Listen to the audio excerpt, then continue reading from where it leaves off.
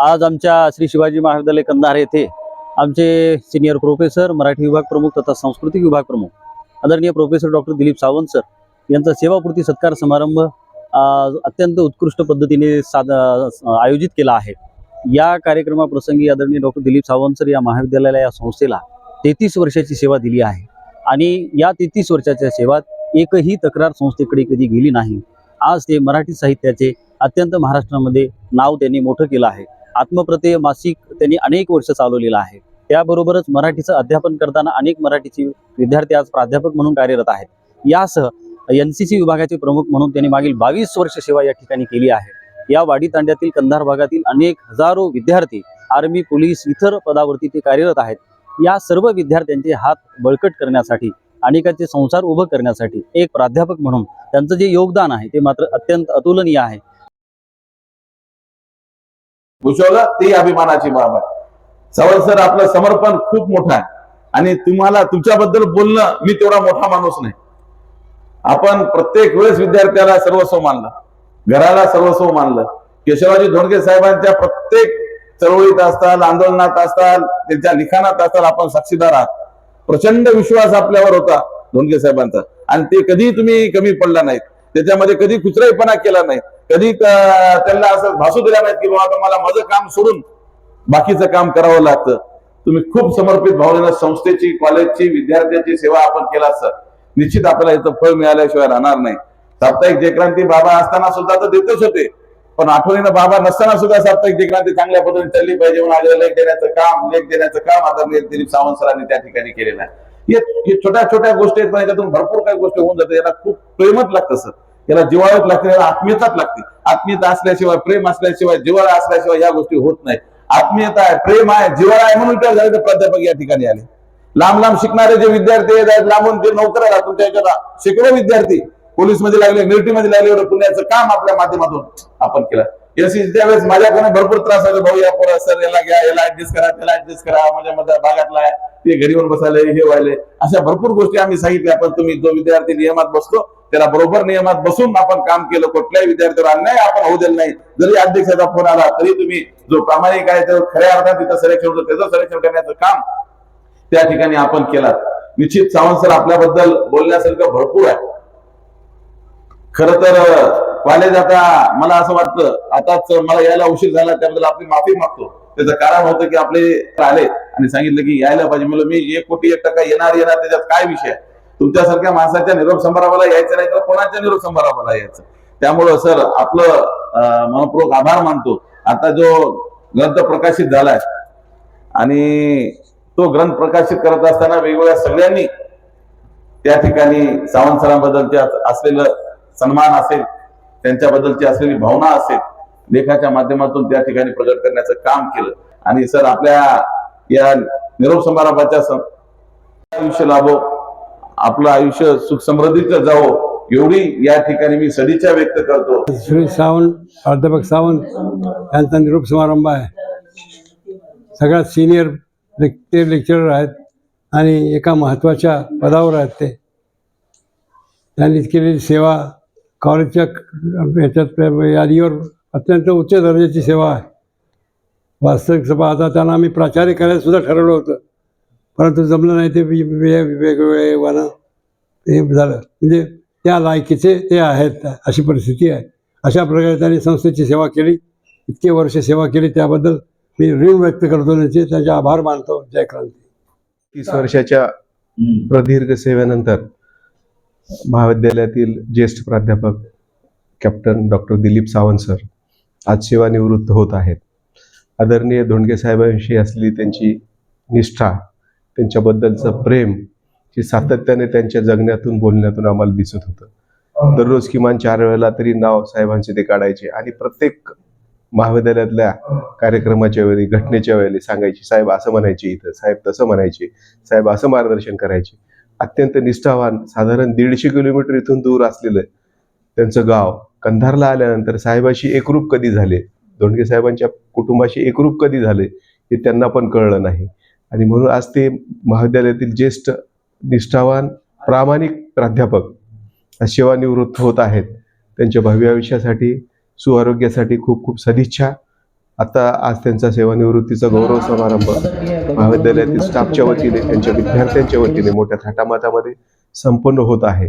आणि या कार्यक्रमासाठी संस्थेचे सर्व आदरणीय पदाधिकारी या ठिकाणी उपस्थित राहणार आहेत.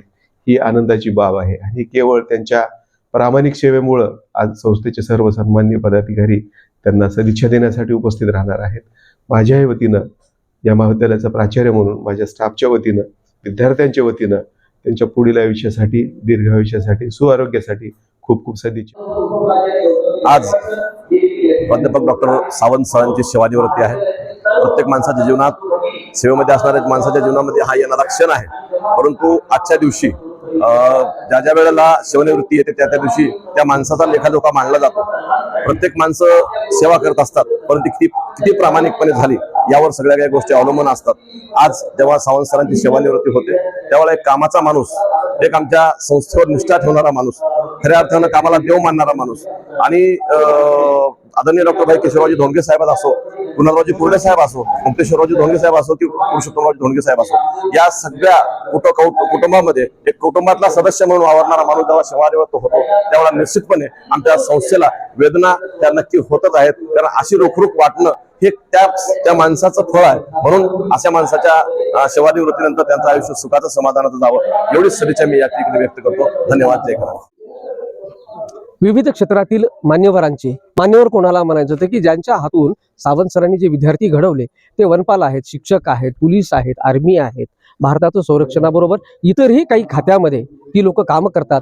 अशा विद्यार्थ्यांचे, अशा लोकांचे, अशा मान्यवरांचे लेख आम्ही या ठिकाणी या ग्रंथामध्ये घेतलेले आहेत.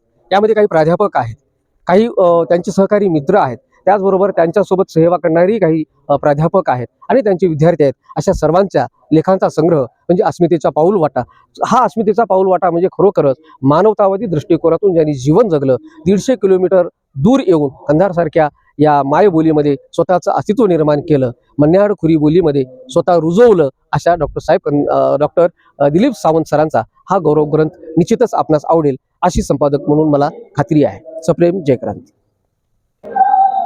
1992 ला आम्ही दोघंही बीएडचे क्लासमेट आहोत. आजपर्यंत कॉलेजमध्ये ही बहीण भावाची जोडी अतिशय सगळ्या विद्यार्थ्यांमध्ये सुद्धा खरोखरच तुम्ही बहीण भाऊ आहात का असे विद्यार्थी आम्हाला विचारत होते. मला सांगावं असं वाटतं की जेव्हा विद्यार्थी विचारत होते की तुम्ही खरोखरच बहीण भाऊ आहात का, मग मॅडम आणि तुम्ही वेगळे का, तर सर असं हसून सांगत होते की ती आईवर गेलेली आहे आणि मी वडिलांवर गेलेला आहे आणि ही माझी बहीण आहे.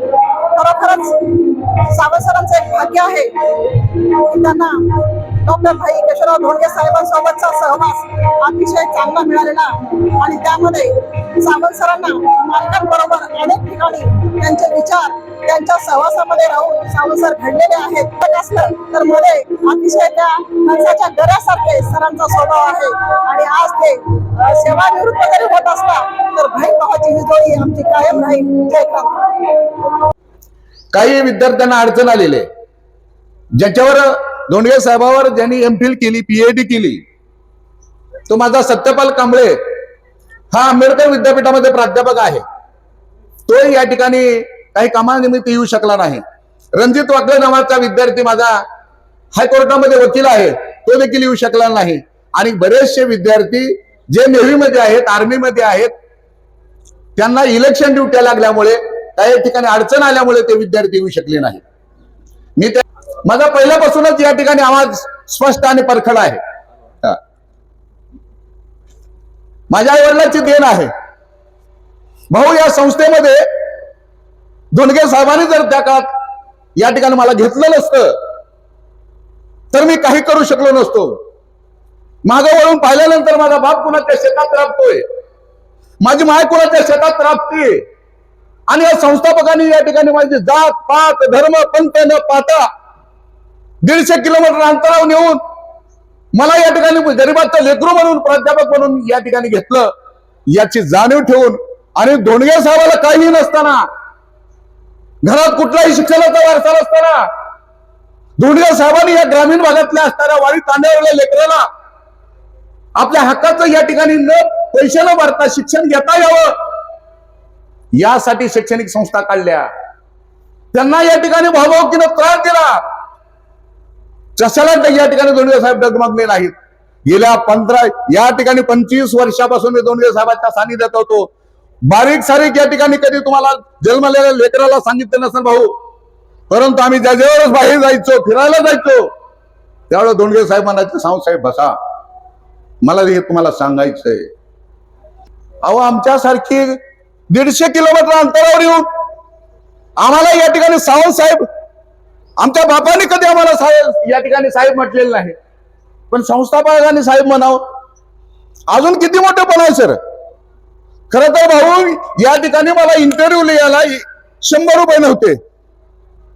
मला ज्या वसतिगृहात मी राहत होतो त्या वसतिगृहातल्या व्यवस्थापकांनी 100 रुपये दिले आणि तेच 100 रुपये घेऊन या ठिकाणी मी आलो आणि माझं इथं सिलेक्शन फक्त 4 महिन्यासाठी केलं आणि माझं या ठिकाणी शिक्षण, या ठिकाणी शिकवण बघून प्राचार्य शेंडगे साहेब म्हणले तुम्हाला परमनंट केलंय, जा लग्न करा.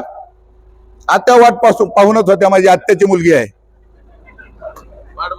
हा, लग्नाच्या या ठिकाणी नोकरी लागायच्या अगोदरच या ठिकाणी मला नाव काढलं होतं. बरेच लोक म्हणले बाबा जोड आहे, वर्ग या ठिकाणी काळ, पोरगी गुरी, परंतु माझ्या सासऱ्याने केवळ नात्यातलं लेकरू आणि एवढं मोठं शिकलेलं लेकरू आहे आणि म्हणून माझ्या सासऱ्याने मला या ठिकाणी मुलगी देऊन टाकली.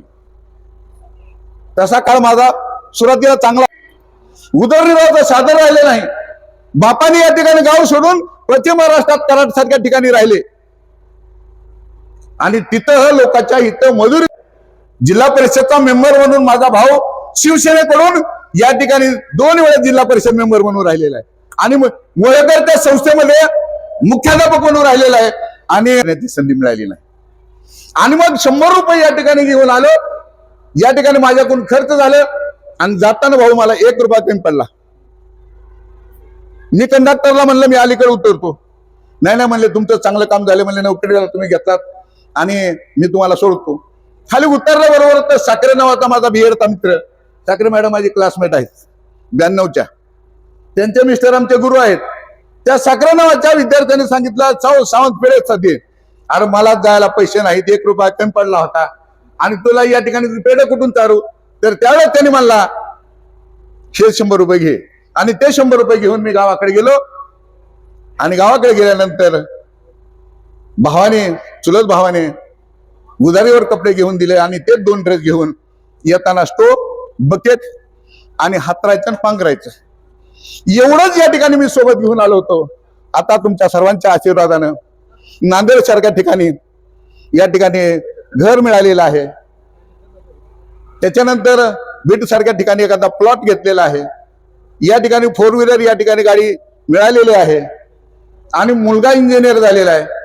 माझी मुलगी M.Pharm होऊन प्राध्यापिका झालेली आहे. एक मुलगी MA BEd होऊन या ठिकाणी जावं शिक्षक झालेले आहे आणि हे सर्व तुमची कृपा आहे, दोंडगे साहेबांची कृपा आहे. बघा हे नातं बघा ना, माझं 150 किलोमीटर अंतर या मतदारसंघातलं नाही, या भागातला मी नाही, परंतु माझ्यावर गेल्या 33 वर्षापासून प्रेम करणारं हे कुटुंब दोंडगे कुटुंब आहे. आणि ह्या लेकराबाबरोबर जर बेमानी केली तर तुमच्या आयुष्यात कधीच या ठिकाणी चांगलं होत नाही. आणि म्हणून कधीच मी भाऊ बेमानी केलेली नाही, कारण माझी परिस्थिती घालवण्याचं काम केशवराव दोंडगे साहेबांनी केलं.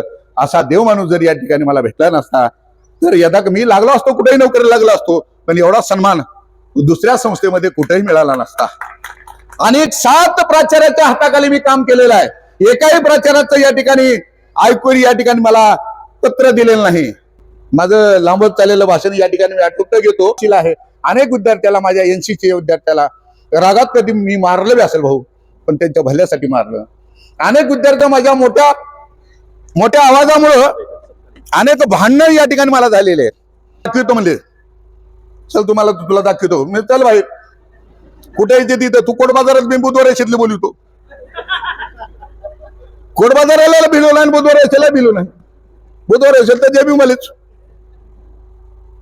गेल्या 33 वर्षापासून एकाची हिंमत झाली नाही. कारण माझे विद्यार्थी कधी जर समजा एखाद्या बरोबर भांडणं झालं काय बोलला की माझे विद्यार्थी दडून बसायचे, फक्त सावंत सरला हात व्हावा. हे जे सैन्य असायचं ना माझं, हे